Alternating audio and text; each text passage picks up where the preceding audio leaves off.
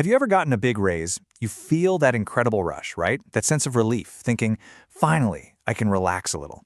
But then, a year or two goes by, and somehow you feel just as stressed about money as you did before.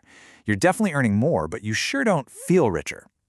Well, it turns out that's not just a feeling. It's a very real, almost invisible financial trap. And to really get our heads around it, we need to meet someone who walked right into it. So about 3 years ago, a senior software architect, we'll just call him Derek, got the promotion he'd been grinding for half a decade. And it came with a massive 39% raise. I mean, can you imagine? Sitting in that conference room, he thought to himself, this is it. This is when everything changes. He was finally going to feel financially secure. Okay, but let's fast forward 3 years.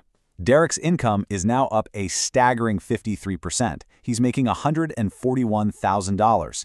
And yet, somehow, he has less money in his savings account than he did before the big promotion.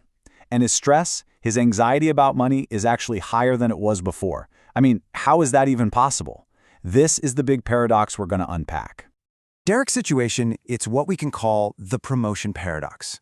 He did everything right, he worked hard, he earned more, and yet the hamster wheel just started spinning faster. So where on earth did all that extra money go? Well, here's the thing. It wasn't one big, crazy purchase. It was a whole series of small, what seemed like totally reasonable, upgrades. You know, a nicer apartment for an extra $800 a month. A newer car lease that was another $350. He ditched his cheap gym for a fancy one that cost $160 a month. Started going to better restaurants, buying better clothes. Each one of these decisions made perfect sense at the time. But when you add them all up, they completely swallowed his entire raise. And that brings us to the most important point here. Derek didn't actually get richer. His lifestyle did. He just got more expensive. And the really cool part? He now needs that higher salary just to keep up this new upgraded life that, honestly, isn't even making him any happier. He's completely trapped.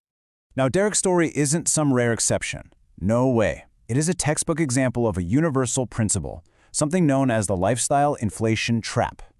So what is lifestyle inflation? It's basically when your spending just naturally rises to meet your new, higher income.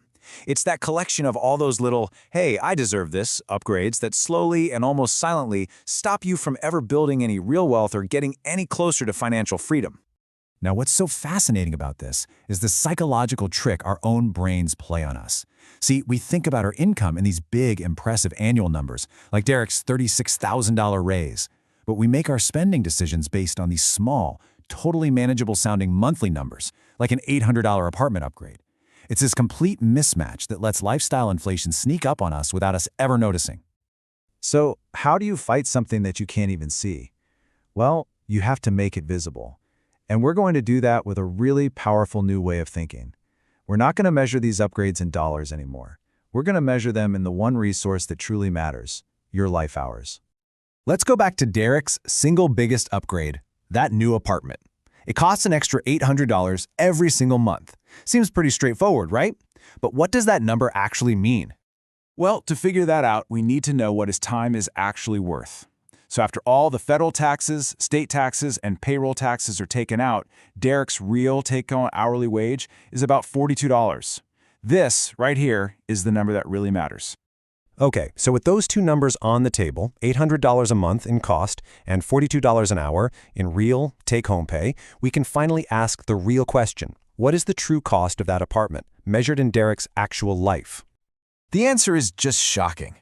Derek works 228 hours every single year just to pay for the upgrade on his apartment. Let that sink in.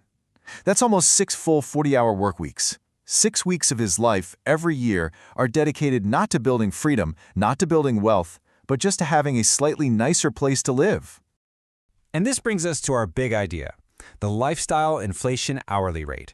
It's the total number of hours you work each year just to fund the upgrades you've added to your life. This is the hidden price tag on treating yourself. So when you see it in hours, it feels pretty significant, right? But when you zoom out and you see how this thing compounds over an entire career, well, the consequences become absolutely devastating. Just look at this. This is a comparison over a 40-year career.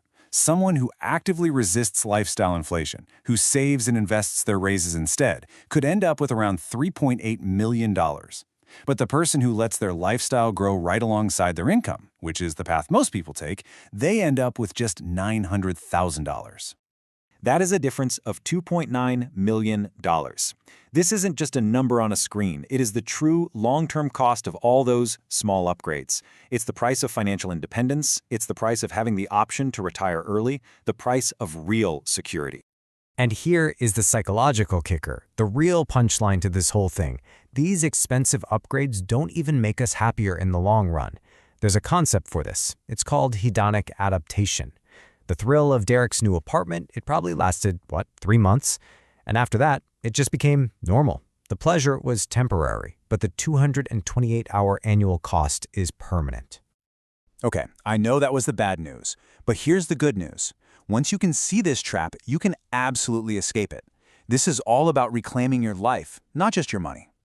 And here's a simple 4-step way to do it. First, calculate your own lifestyle inflation hourly rate. Be really honest with yourself. Second, for each one of those expenses, ask the question, would I really show up to work for 45 extra hours this year, just for that fancy gym? Third, selectively downgrade. Start reclaiming the hours from the things that just aren't worth it. And fourth, and this is the most important one, protect the gap. The next time you get a raise, save and invest it before it has a chance to get absorbed into your lifestyle.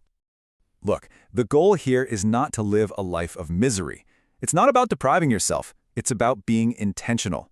Think back to Derek for a second. The problem was never that he upgraded his apartment.